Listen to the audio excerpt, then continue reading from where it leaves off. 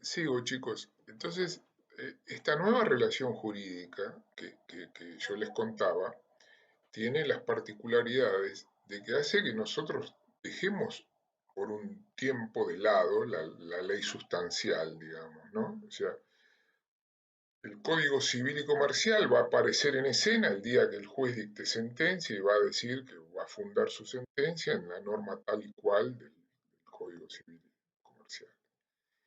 ¿Esto qué significa? Esto significa que durante todo el desarrollo de ese proceso, nosotros tenemos que respetar toda la normativa que surge del Código Procesal que les estaba diciendo que tiene que ser el libro de cabecera de ustedes.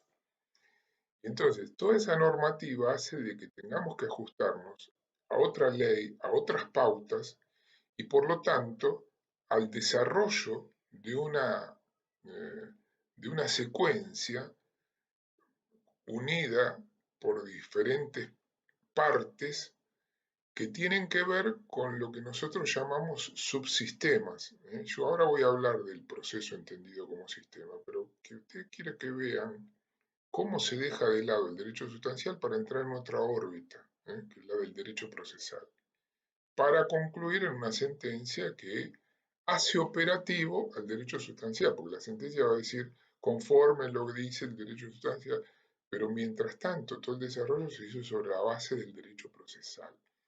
Y este es el motivo por el cual yo les estaba anticipando hace un momento que el derecho procesal es el que nos va a permitir trabajar como abogados. Cuando seamos abogados, el día de mañana, unos van a estar de un lado del mostrador y otros de otro, pero ambos, sea abogado en ejercicio de la profesión liberal o sea abogado dentro de un tribunal, como juez, por ejemplo, siempre vamos a aplicar esta normativa que es la normativa procesal. ¿Por qué? Y precisamente porque el conflicto, la ley habilita que se desarrolle por esta vía, por eso la importancia de poder trabajar. Miren, ustedes pueden saber muchísimo de derecho de la navegación, de derecho laboral, de derecho al consumidor, de la rama del derecho que ustedes quieran, pero siempre en todos los casos van a necesitar al derecho procesal, porque cuando nazca el conflicto lo van a poder desarrollar desde el punto de vista del derecho procesal, porque esta es la vía que nosotros tenemos para poder hacer actuar la voluntad de la ley cuando las partes chocan. Yo compro una heladera y en la heladera no funciona, voy a la casa, no sé, Frávega y le digo, señor, no me funciona la heladera. No, usted tiene que ir a la garantía. Sí, pero yo llamé y no me atienden, me dice que tengo que venir acá. No, pero nosotros ya nos desligamos de esto. Se armó un lío y no se ponen de acuerdo. Y uno se enoja y se pelea con el vendedor. Y el vendedor le dice, escúchame, yo no tengo nada que ver, el sistema nuestro funciona así. Sí, su sistema funcionará así, pero resulta que yo compré un producto que me lo vendió usted y lo compré para usarlo, no para que no me funcione. Pero usted me tiene que dar una satisfacción. Y entonces el tipo le dice, no, pero yo no le puedo decir nada porque no lo puedo solucionar, pero la garantía no me atiende. Y encima fui hasta el lugar donde me dijeron que era y me dicen que cerró. Y se armó un lío. El consumidor dice, ¿y ahora qué hago? Si por vía de hipótesis nosotros tuviéramos que atender un caso, hay un mecanismo de defensa del consumidor que está funcionando en Diagonal Sur 651, primer piso, donde está el Tribunal de Consumo, pero digamos, les doy el ejemplo este para que ustedes vean cómo se agotó la relación sustancial, ¿eh? Y tenemos que acudir a otra vía.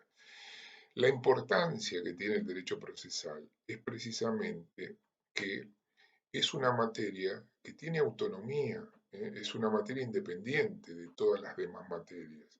No solamente tiene autonomía porque tiene un código propio, sino que tiene doctrina propia. Hay autores que escriben sobre la materia.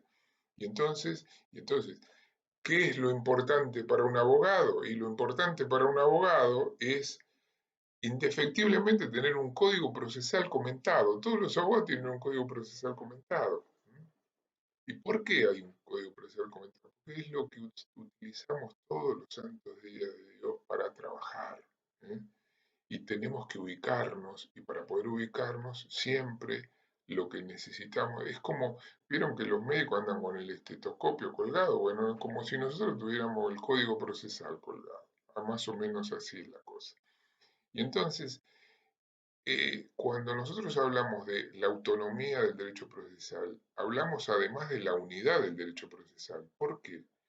Porque hay alguna línea en la doctrina que interpreta que hay una diversidad dentro del derecho procesal. ¿Y nosotros qué sostenemos? Nosotros sostenemos que el derecho procesal es único, ¿m? Porque en todos los casos siempre se apoya en el mismo pedestal básico del cual yo les voy a hablar ahora en un ratito, que es la noción de jurisdicción, de acción, nosotros vamos a hablar de pretensión, y de proceso. Este pedestal básico se da sea el derecho procesal civil o sea el derecho procesal penal. Y ustedes me pueden decir, sí, pero ¿sabe qué pasa? Que yo estudié en penal, que hay un régimen de excarcelaciones, que hay recursos que son distintos al civil, como el recurso de nulidad o el recurso de casación o el recurso de inconstitucionalidad, pero también estudié que hay mecanismos que tienen que ver con otro tipo de proceso porque aparece el Ministerio Público cumpliendo el rol que podría ser el del demandante acá. Y esto es distinto. Sí, sí, por supuesto que es distinto. Y esta es una de las divergencias que existe en nuestro ámbito, desde el punto de vista doctrinario, si se trata de dos derechos distintos. ¿Qué decimos nosotros? Decimos que el derecho procesal es uno. Lo que pasa es que hay especialidades que distinguen a institutos particulares que funcionan dentro de una determinada órbita. Ejemplo, la distinción en el proceso amplio y el proceso abreviado se da en el ámbito del proceso penal, pero no se da en el ámbito del proceso civil. ¿eh? La distinción entre excarcelación y medida cautelar es que una se da en el ámbito del proceso penal y otra se da en el ámbito del proceso civil. Que no hay medidas cautelares en el proceso penal, sí hay, pero la medida cautelar por antonomasia en el proceso penal es la prisión preventiva. Y eso no se da en el ámbito del proceso civil, no, en el proceso civil tenemos otras medidas. Por ejemplo, en el proceso civil se da la medida, por ejemplo, anotación de litis. Y la anotación de litis no existe en el proceso penal y en general no se utiliza esa medida. Sin perjuicio de lo cual, y acá tienen una referencia importante, al final del Código Procesal Penal se van a encontrar con que las cuestiones que no estuvieran previstas se van a regir por lo que dice el Código Procesal Civil. Con lo cual ustedes ven que este pedestal básico al que les hago referencia tiene que ver con que el derecho procesal es uno. Por supuesto que se van a encontrar otras ramas. Se van a encontrar con la rama del derecho procesal constitucional, se van a encontrar con la rama del derecho procesal administrativo, se van a encontrar con la rama del derecho procesal laboral. ¿Son otras ramas? No, es el mismo derecho procesal, solamente que aparecen instituciones particulares dentro de cada una de esas ramas que tal vez no se dan con la claridad que se ven en esas ramas dentro del proceso básico que es el derecho procesal civil y comercial. Ejemplo, dentro del proceso laboral existe un principio que es el llamado proceso protectorio, que consiste en que en caso de duda siempre se tiene que estar a favor del trabajador, sea desde el punto de vista de la ley sustancial o sea desde el punto de vista de la ley procesal. Y esto hace de que lo que se pretende es equiparar a ambas partes que están en un desequilibrio dentro del proceso laboral, porque una parte es más, digamos, más fuerte que la otra desde un punto de vista económico y social. El trabajador no está en las mismas condiciones que la empresa en la cual trabaja. Y esto hace de que desde la jurisdicción se trate de equilibrarlos a ambos. Cuando nosotros hablamos del derecho procesal constitucional, nos encontramos con institutos que generalmente se estudian allí, como el amparo, la acción declarativa de inconstitucionalidad, el recurso extraordinario. Más allá que nosotros esto ofrecemos verlo en el CPO, en el curso del CPO, pero quiero decir que hay particularidades que se dan en estas ramas que requieren cierta especialización, pero eso no significa que haya otro derecho procesal. ¿Y cuáles son las fuentes del derecho procesal? Miren, las fuentes del derecho procesal, al igual que cuando ustedes estudian otra materia, siempre van a estar en la ley, perdón, en la Constitución Nacional y en los tratados internacionales. Hoy la pirámide jerárquica no es solamente la del artículo 31 de la Constitución Nacional, sino la del artículo 31 de la Constitución Nacional más el artículo 75, incisos 22, 23 y 24 de la Constitución Nacional, que equipara a los tratados internacionales de derechos humanos al mismo rango que de la Constitución Nacional. Y entonces lo que tenemos es que hay una nueva realidad y esta nueva realidad nos impone tener como fuente principal no solamente la Constitución, sino los tratados internacionales. ¿Qué dijo la Corte Suprema de Justicia de la Nación frente a esto? La Corte Suprema de Justicia de la Nación ha dicho: los principios, derechos y garantías que están consagrados en la primera parte de la Constitución Nacional deben ser integrados con los principios, derechos y garantías que surgen de los tratados internacionales de derechos humanos. ¿Esto qué significa? Significa que se produce una pléyade de nuevos derechos que aparecen en escena, en donde la Corte reconoce especialmente, a partir de un famoso leading case, que es anterior inclusive a la Constitución del 94, que es Ekmejian con Sofovich, donde se reconoce el derecho a réplica ¿eh? del reclamante, diciendo que los derechos que están consagrados en los tratados internacionales no requieren de una ley reglamentaria para resultar operativos. Entonces, mientras haya un derecho hay que protegerlo, ese derecho. Y la importancia de esto nos la da el derecho procesal. ¿Por qué? Porque la protección para hacer operativos esos derechos consagrados en la ley sustancial es precisamente el derecho procesal. Fíjense que además de la Constitución y los tratados internacionales tenemos las leyes, los decretos, ojo con los decretos de necesidad de urgencia, todos esos decretos de necesidad de urgencia que ustedes conocen que está emitiendo el gobierno nacional con motivo de la pandemia, hoy son ley porque periódicamente el Senado el Senado no, el Congreso va reconociéndolos a través de una comisión bicameral con la envergadura y similar a la de una ley. Y entonces hay una ley que es la ley 26.122 que dice que esos decretos de necesidad de urgencia tienen que ser reconocidos por una comisión bicameral. De hecho, en nuestro país se han reconocido gran cantidad de decretos de necesidad de urgencia. Pero además, dice esa ley que pasado un determinado tiempo, si no se los desconoce, se lo tiene aprobado con la misma envergadura que una ley. Entonces, ¿esos influyen también en el derecho procesal? Claro que influyen en el derecho procesal.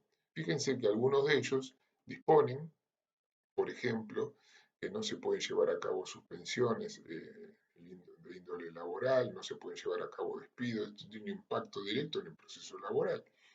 Entonces, todo esto significan las fuentes, claro, todo esto significan las fuentes. Y por cierto, además de estas fuentes clásicas, Constitución, tratados internacionales, leyes del Congreso, leyes locales o provinciales, decretos de necesidad de urgencia, también tenemos la jurisprudencia y tenemos la doctrina.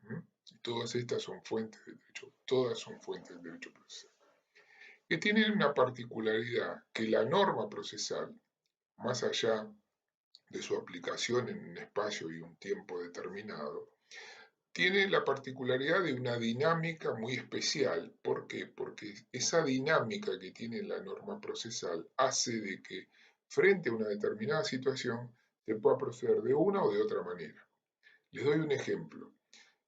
Ya vamos a estudiar más adelante demanda y contestación de demanda. Entonces, cuando al demandado se le notifica la notificación de la demanda significa que la litis quedó trabada. Con la traba de la litis nacen en cabeza del demandado dos cargas. Una es la citación y otra es el emplazamiento. Cuando hablamos de citación, lo que estamos señalando es que el demandado oiga el llamado de la jurisdicción. ¿Qué quiere decir esto? Quiere decir que el juez le dice: señor, usted está siendo demandado acá en mi juzgado, y una demanda en contra suya, venga, comparezca. Esta es la situación. Y el emplazamiento dice, venga, comparezca y tiene que contestar la demanda dentro de determinado plazo, que es el que yo le doy. Esa notificación, que antes le dije que se hacía por cédula, ya lo van a estudiar esto, quédense tranquilos. Esa notificación que se hace por cédula, cuando le llega el demandado, nacen en cabeza de él estas dos cargas. Ahora, ¿qué dice la norma procesal?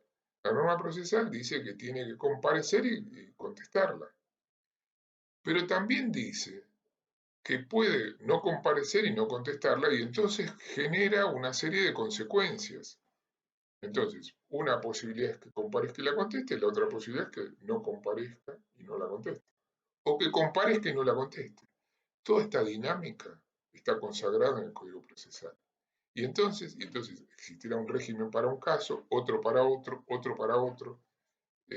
Trato de ser claro en cuanto a la dinámica que tiene la norma procesal. Espero que ustedes me entiendan y, por cierto, si hubiera alguna duda, esto lo vamos a estudiar mucho más adelante y lo vamos a estudiar pormenorizadamente. Lo que quiero significarles es cuál es el contenido de la norma procesal.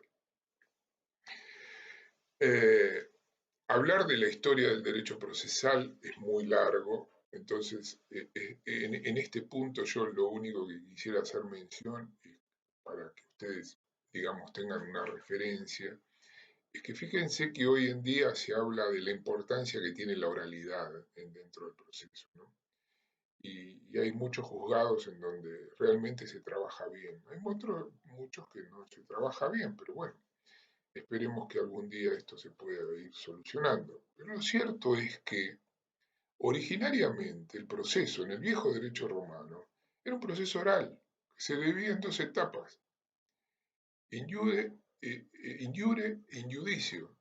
La etapa injure e injudicio era la etapa que injure se realizaba ante un magistrado, injudicio se realizaba ante un iudex, que era elegido por las partes en el pueblo.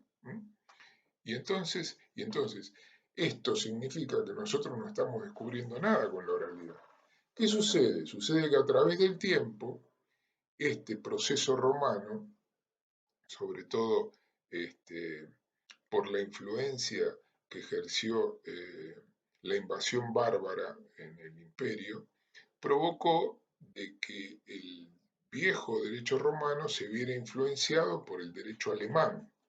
Y en el derecho alemán existía una rigurosidad que hacía que la fuerza de la divinidad tuviera una influencia directa en la suerte del proceso.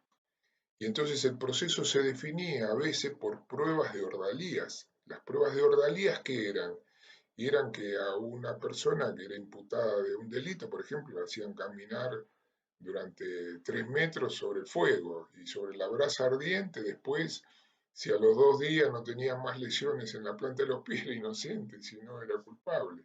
O lo tiraban al agua y lo encadenaban, y si no salía era porque era inocente, era culpable, y si salía era inocente.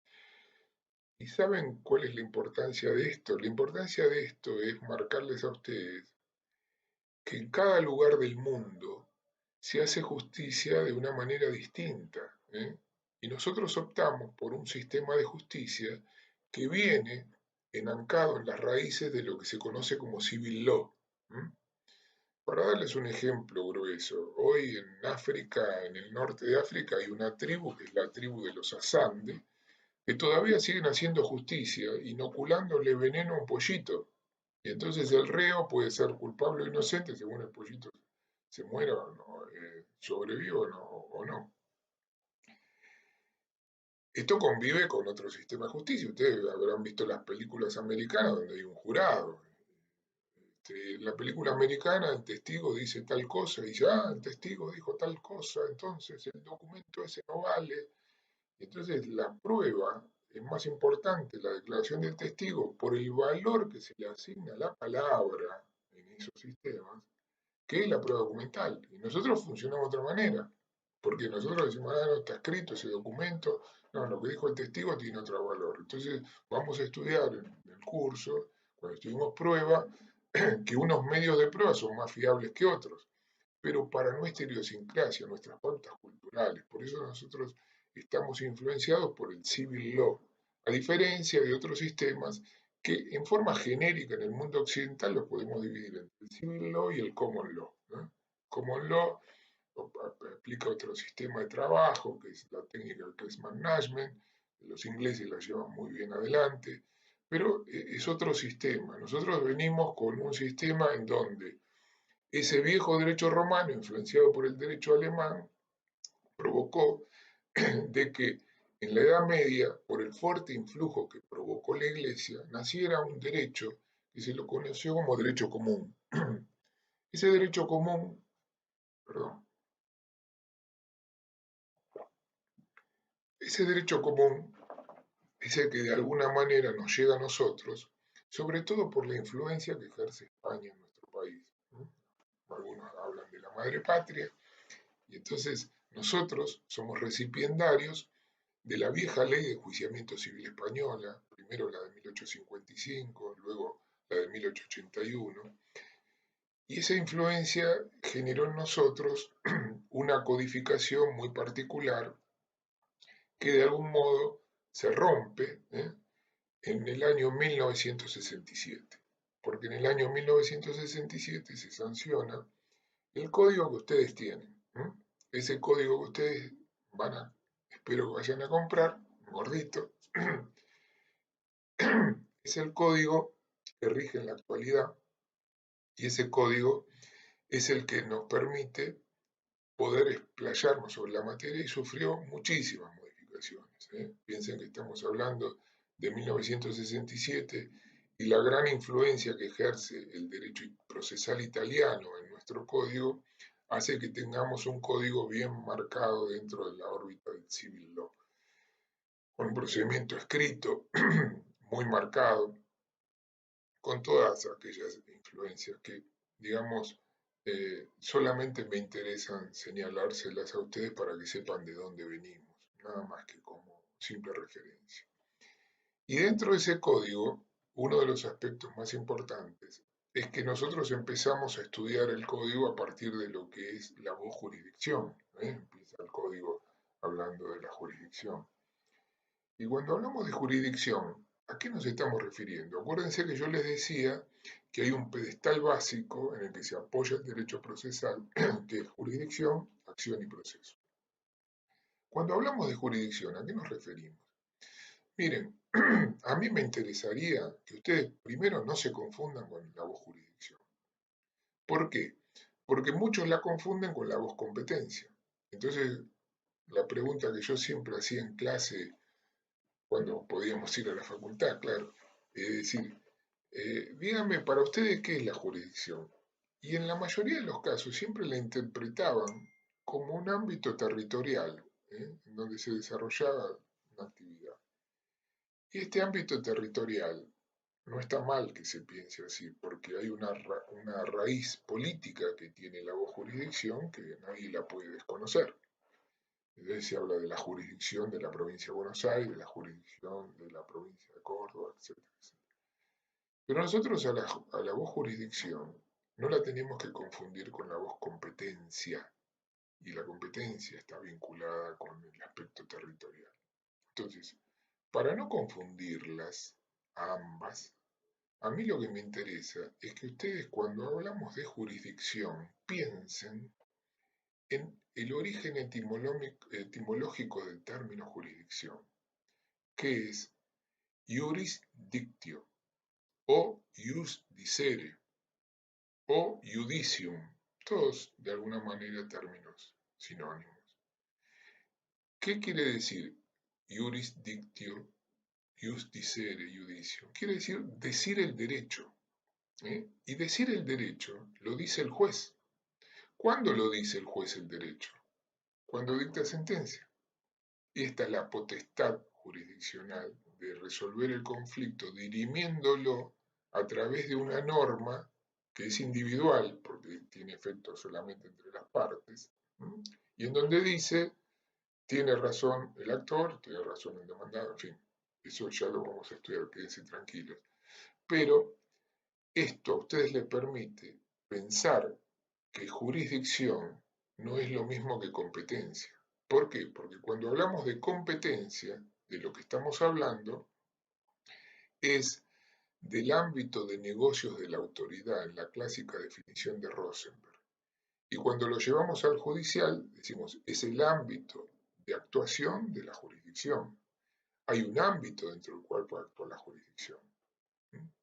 Y ese ámbito de actuación de la jurisdicción está marcado no solamente desde el punto de vista territorial, sino que está marcado por otros aspectos que hacen a que, si bien la jurisdicción viene puesta por la necesidad, desde el punto de vista constitucional, de que tengamos un poder judicial, que es uno de los tres poderes del Estado, cuando hablamos de competencia, esto viene puesto por una razón de organización de los tribunales, para organizar el trabajo de los tribunales. Y entonces cuando hablamos de competencia, estamos pensando en el sistema que creó el legislador, no el constituyente, el legislador para poder diseñar un ámbito de actuación del juez. El juez viene puesto por la Constitución. La competencia viene organizada por el legislador. ¿Y en dónde está organizada por el legislador? La jurisdicción la encontramos en la Constitución Nacional. Van a encontrarse en el artículo 18 que nadie puede ser sacado de sus jueces naturales para ser sometidos a comisiones especiales. Pero después van a tener una parte en la Constitución en donde se habla de cómo está organizado el Poder Judicial. Ahora, no dice que el juez civil tiene que entender en tal cosa, el comercial en tal otra, el laboral en tal otra. ¿Dónde lo dice? En el código. Y en la parte de atrás del código, que les recomiendo yo. ¿eh? ¿Por qué? Precisamente porque se trata de un sistema de organización del trabajo y entonces el ámbito de negocios de la autoridad, traducido al ámbito judicial, el ámbito de actuación del poder del juez, de la jurisdicción, va a estar dado no solamente por el territorio que le dan, ¿eh? sino que además va a estar dado, según la materia, por una especialización en la cual se pretende que el juez civil se ocupe de determinada materia, a diferencia del juez penal, a diferencia del juez laboral, a diferencia del juez de seguridad social. Pero también se va a dar en razón de los turnos. ¿Por qué? Porque a veces es competente tal juez porque está de turno o es competente tal otro porque está de turno. O a veces se da por cuestiones de grado, porque a veces la competencia está fijada, por ejemplo, para la Corte Suprema dentro de la Constitución Nacional. Dice la Constitución Nacional, artículo 117, la Constitución, la Corte Suprema de Justicia de la Nación conocerá originaria y exclusivamente en tales causas. ¿no? Y entonces conocen determinadas causas. El resto de competencia que surge de la Corte, que es federal, dice cuándo la Corte conocerá por vía de apelación, en el artículo 116.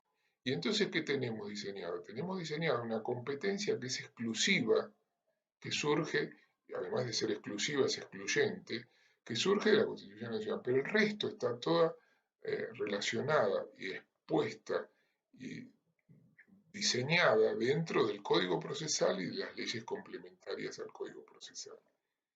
Entonces, fíjense que ustedes tienen una competencia por razón del grado, del turno, de la materia, etcétera, etcétera, etcétera. Todo esto, ¿por qué se los digo? Más allá de que después lo vamos a ver en particular y lo vamos a explicar en particular, se los digo solamente para separarlo de la noción de lo que es jurisdicción. Jurisdicción ius dicere.